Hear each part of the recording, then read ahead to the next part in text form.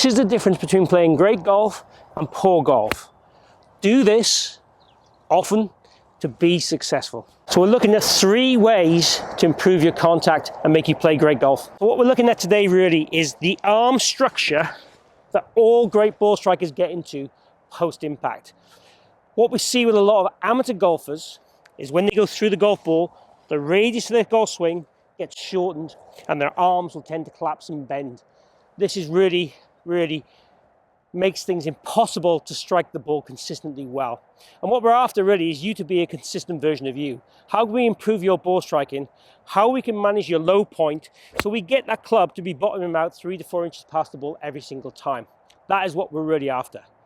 Let me share with you a couple of tricks, a couple of drills that's going to really allow you to deliver the golf club consistently so you play great golf. Okay, so I've got a smart ball strapped to my arm, and what we're looking at really here is structure of the arms. So you can put the ball between your arms around your neck like most standard people do, but I really want to focus on trying to get the right arm and left arm to try and squeeze this ball in this post-impact position rather than making it too hard for your backswing. So your backswing can be fairly normal. As we come down, try and engage this ball, squeeze this ball, keep it squeezed all the way through, and that'll give us the structure we're looking for. You've got to feel that your hands are getting as close as they can to target whilst your body is rotating and extending, and that gives us really the golden move that we want through the ball.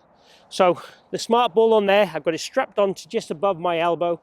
I'm just going to try and feel, initially with a small swing, can I get some contact with that post-impact? Let's try a shot.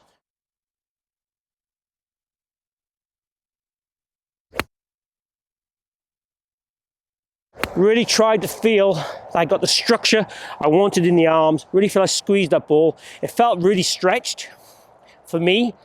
It probably feel very stretched for you too, unless you've got really great arm structure. Once you feel you've got the arms working together like this, then start to really focus on the body, rotating and extending, and that helps maintain that structure, again, to deliver the consistent club face angle we want, but also the low point to get that ball and turf contact. Second way is what I call the ball forward drill. So if I take my normal setup position here, you'll see my ball position's in the center for a mid-iron.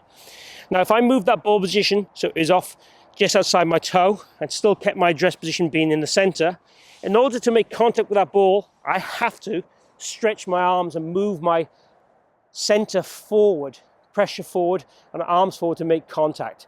So it's a drill that makes me move that way. The key is when I do this, is I try not to do it with my torso, because that again starts to get me in a whole world of trouble in terms of swing plane and angles. So I really want to feel that from here, can I stretch, make contact, getting good arm structure, good wrist structure to get good contact on the ball. So let's have a go at that shot, trying to keep my head back.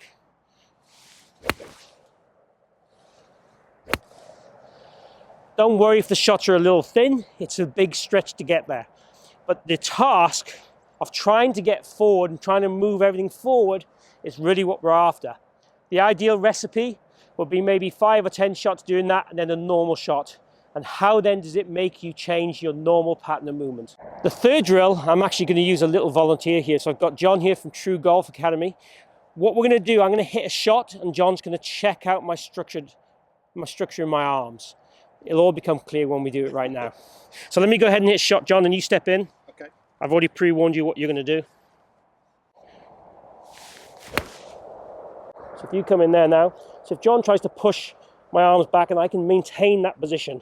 Now, if our arms weren't structured, you'll see how the club comes into my body, and that's not what I want. I want to be able to resist that pushback from John there to show that I've got the structure and stretch in my golf swing that I need. Thanks, John. Lastly, how can I take this to the golf course? Obviously, what I'm demonstrating here is a lot of short swings with loads of structure and really trying to get that low point managed correctly. Well, on the golf course, if I did a little practice swing and try and feel I land that club almost as late as I possibly can, just brushing that turf with that extension, the handle moving up, in and around, that is the feel I want. Then try and put that into the real swing.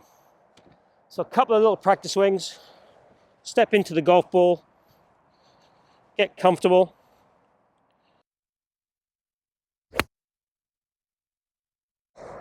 And then swing with commitment. Give this a try if you want to play better golf.